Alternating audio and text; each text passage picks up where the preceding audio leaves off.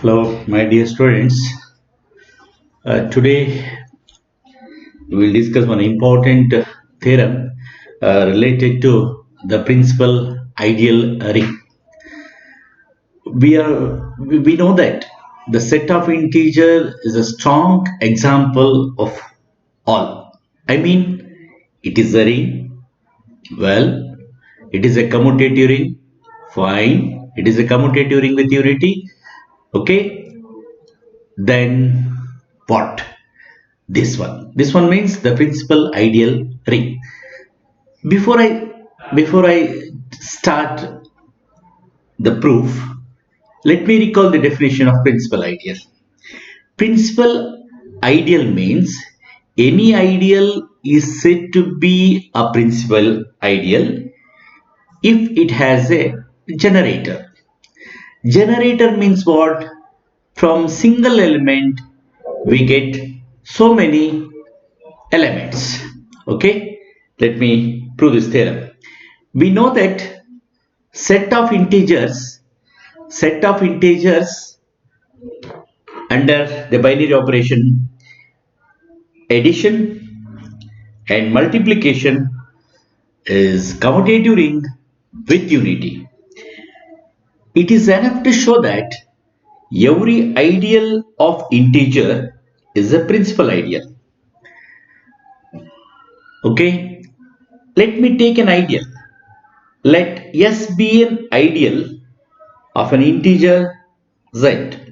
Okay, I'll take an ideal. I'll call it as S of what? Set of integers. Here we have two cases. The case one is a set containing the only one element, that is additive identity, that is 0. And we know that the set containing the additive identity 0 is said to be a null ideal, and every null ideal is a principal ideal. So our job is over. If it is not equal to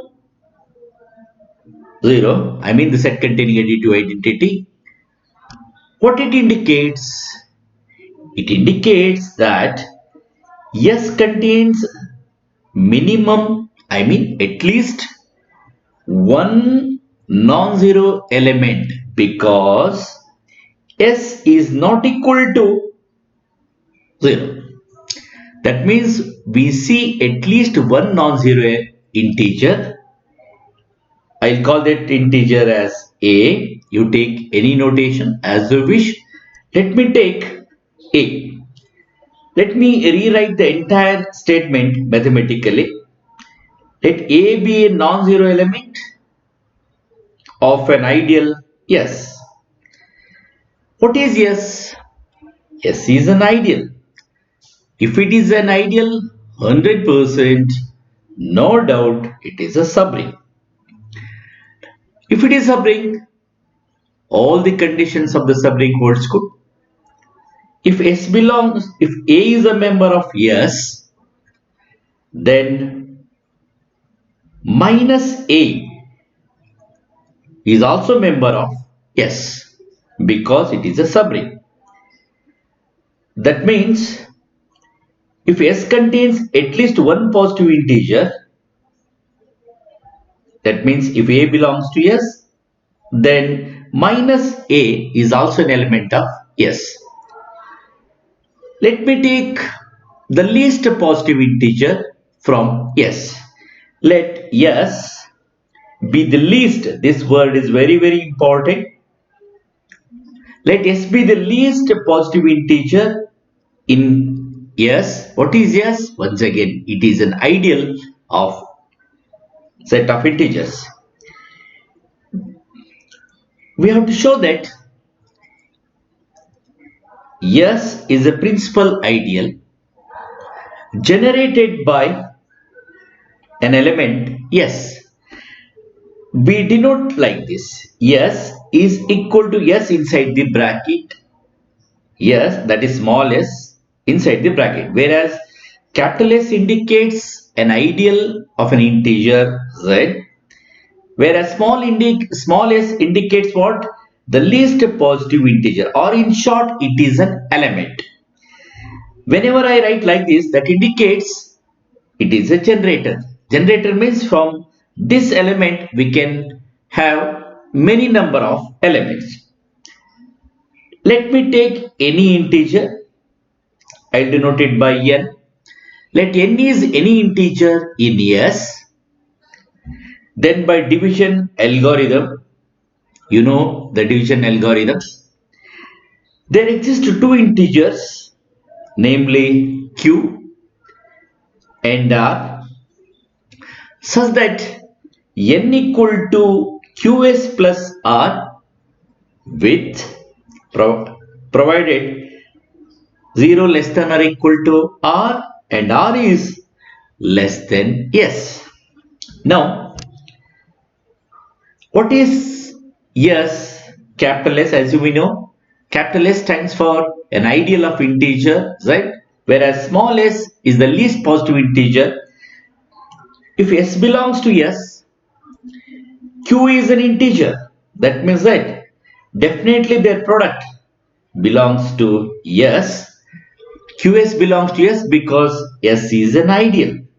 Again, n is any integer and it is a member of s. Fine. Q is an integer.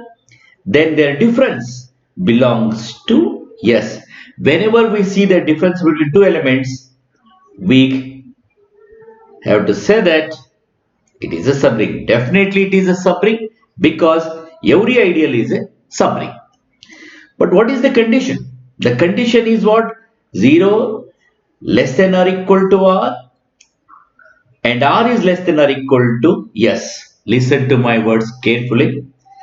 Since s is the least positive integer, we know that s is the least positive integer. How r can be less than s? That means which is a contradiction. That means this is not possible. So what is possible? Only either r greater than 0 or r equal to 0. If r equal to 0, then what we get? N is equal to qs. N equal to qs means what? N equal to qs. We know that yes means what? Yes means what? Multiples of s. Multiples of s. You may take like this. Small s, yes, can be written as multiples of s. Multiples of s means q, I'll take qs. Okay. Now let me rewrite systematically. N belongs to s, it is here, and n equal to qs for some integer q. This shows that s is a principal ideal of integer generated by s. Hence, the set of integer is a principal ideal what? Ring. This completes the proof of the beautiful theorem, that is the ring of integers is a principal ideal ring. In short, we write PIR. That means principal ideal ring. Now, I'll move to another concept, that is homomorphism of rings. Very simple and interesting. Homomorphism of rings. This we have studied in groups. Again, we have to study the same concepts using what? Rings. Whenever we see the rings, we have two binary operations. The first one with respect to addition and the second one with respect to what? Multiplication. So, to define the word homomorphism of rings, we need a mapping. A mapping f from ring R into a ring R dash is said to be homomorphism of ring R into R dash if it satisfies two conditions. One condition with respect to the binary operation addition and the second one with respect to what? Multiplication. Under addition, f of a plus b is equal to f of a plus f of b. That means image of sum of two elements, listen to my words carefully, image of sum of two elements is equal to sum of images of two elements for all AB belongs to R. Remember, always the element belongs to domain. Here the domain is R and codomain is what? R dash. The second one, f of AB equal to f of A dot f of B. Image of product of two elements is equal to product of images of two elements. Of course, for all AB belongs to R. If the mapping here, the mapping is what?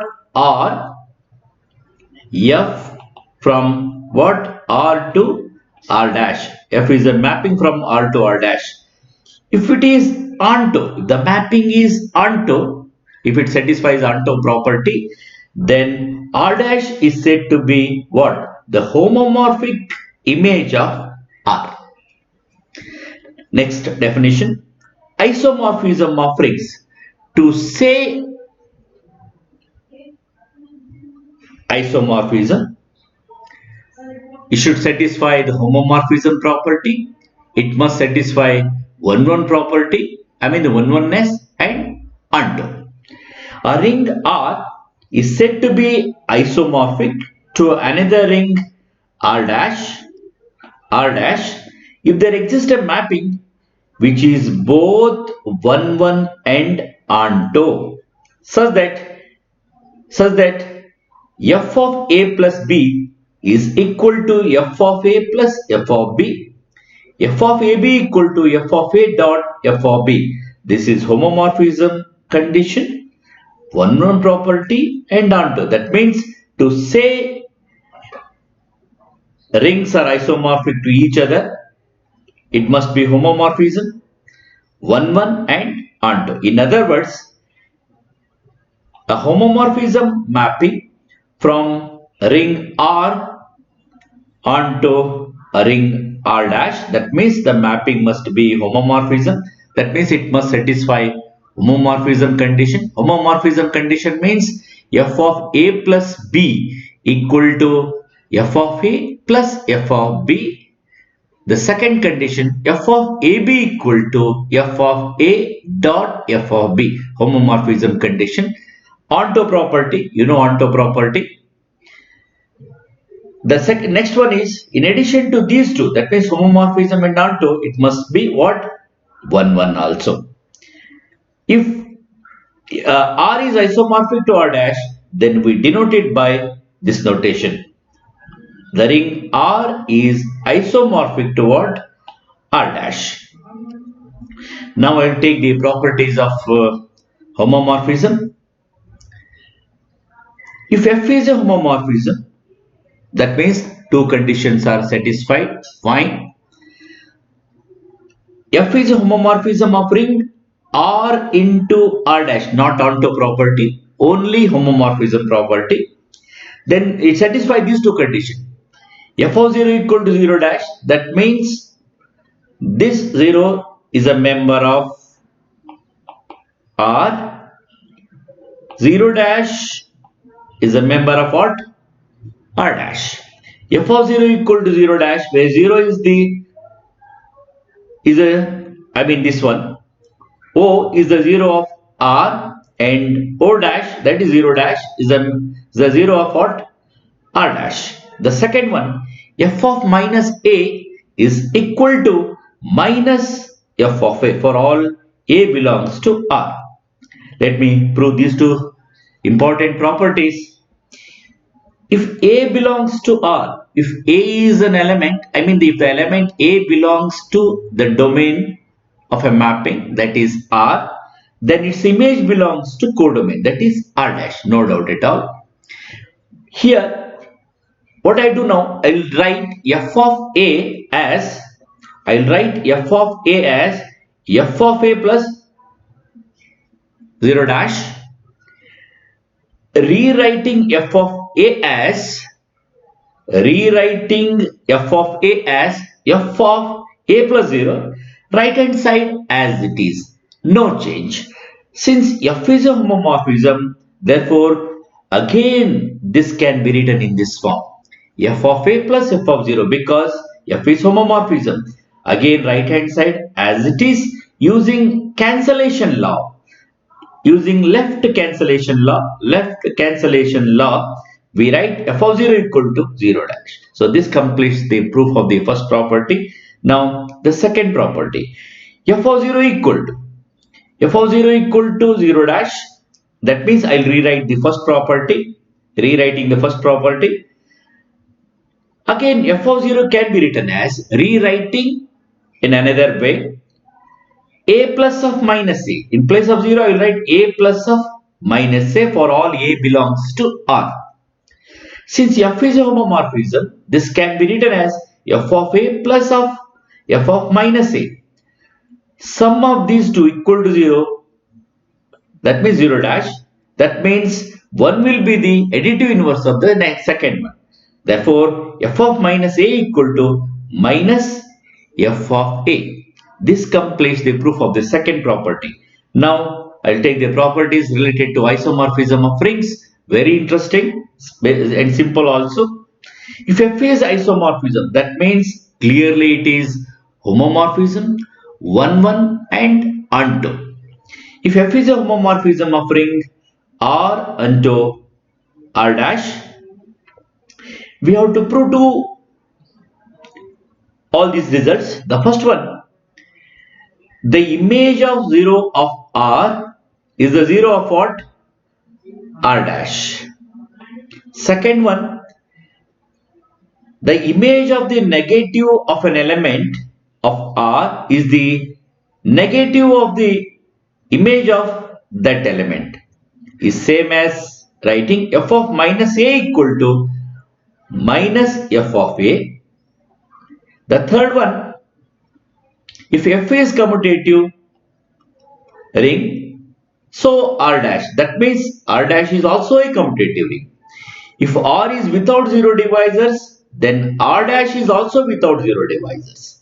If R is with unity, R dash is also with unity. And the last one, if R is a skew field, then R dash is also skew field. Okay. Here we have to prove the same property as above. The first one, f of 0 is equal to 0 dash. We proved this result using homomorphism property. Now I have to prove the same result using what? The isomorphism. Let me prove the first one. If A belongs to R, that means an element A is a member of ring R, then its image belongs to R dash. Fine. I'll rewrite f of A as f of A plus 0 dash. Again, I'll rewrite f of A as f of A plus 0. Right hand side as it is, no change. I'll write horizontally, I mean f of A as f of A plus 0 dash, no change, the result remains same. Again, vertically, I mean the next step, f of A plus 0, f of A as f of A plus 0, right hand side as it is. Since f is isomorphism, that means it is a homomorphism. If it is a homomorphism, both the conditions holds good. Using the first condition, I will write f of A plus 0 as f of A plus f of 0. This right hand side as it is. Using cancellation law, f of 0 equal to 0 dash. That means we get the same result if it is a homomorphism or isomorphism. The second one, using the first property, f of 0 equal to 0 dash. Again rewriting f of 0 as f of A plus of minus A. Since f is a homomorphism, this can be written as f of A plus of f of minus A. Again, this can be written as f of minus A equal to minus f of A. That means again we proved the same result using isomorphism property. There in the beginning, that means if the result holds good for homomorphism, it also holds good for what? Isomorphism. In isomorphism means there we have to add two more properties, 1, 1 and onto property. Okay. The next one, if A and B belongs to R, definitely their images, that means f of A and f of B belongs to codomain. What is that? R dash. Fine. Since F is isomorphism, therefore it is homomorphism. F of A, second condition of homomorphism, f of A dot f of A dot f of B can be written as f of AB. Since f is commutative, therefore AB can be written as BA. Let me repeat. Since R is commutative, that means the domain of the mapping is commutative, therefore AB can be written as BA. Again, since the mapping is isomorphism, that means it is a homomorphism, therefore f of BA can be written as f of B dot f of A. That means if R is commutative, R dash is also commutative. The next one, let f of A and f of B are the two non-zero elements of, this word is very very important. Image of A under F is f of A. Image of B under F is what? F of B. F of A, F of B are the two non-zero elements of codomain, that is R dash. Since A not equal to 0, definitely f of A is not equal to 0. F of A not equal to 0, that means 0 dash. Since we have taken images, therefore we are forced to take 0 dash. F of B not equal to 0 dash. 0 dash, using the property 0 dash can be written as f of 0. Here also the same. A not equal to 0, B not equal to 0. That means AB not equal to 0. That means f of AB not equal to f of 0. What it shows? If R is without 0 divisors, therefore R dash is also without 0 divisors. Next one. We know that R is a commutative ring with unity. Let 1 belongs to R, then their image belongs to R dash. Image of A under F, that is f of A. If f of A belongs to R dash, then f of 1 dot f of A can be written as f of A, because the homomorphism property holds good. That is f of 1 dot A is equal to f of A. What it shows? It shows that f of 1 is the unit element of what? R dash. The next property, if A and B are the members of R, then their images belongs to R dash. Clear? Let me consider the product of image elements, that is f of A dot f of B. Since f is homomorphism, therefore f of A dot f of B can be written as f of AB. AB can be written as BA because R is commutative. Since f is homomorphism, therefore this can be written as f of B dot f of A. What it shows? R dash is commutative. Now, if one is a member of R, then its image belongs to R dash. If f of A belongs to R dash, then f of 1 dot f of A can be written as f of 1 dot A because it is homo. Again 1 dot A can be written as A only. F of A dot f of 1 can be written as f of A dot 1, that means f of A only.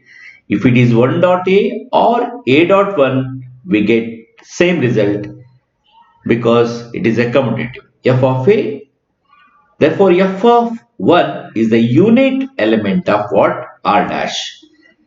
Let f of A is a non-zero element of R dash. Non-zero, let me rewrite this statement mathematically. That means f of A is not equal to 0 dash and belongs to R dash. Using the property f of 0 equal to 0 dash, I will replace 0 dash by f of 0.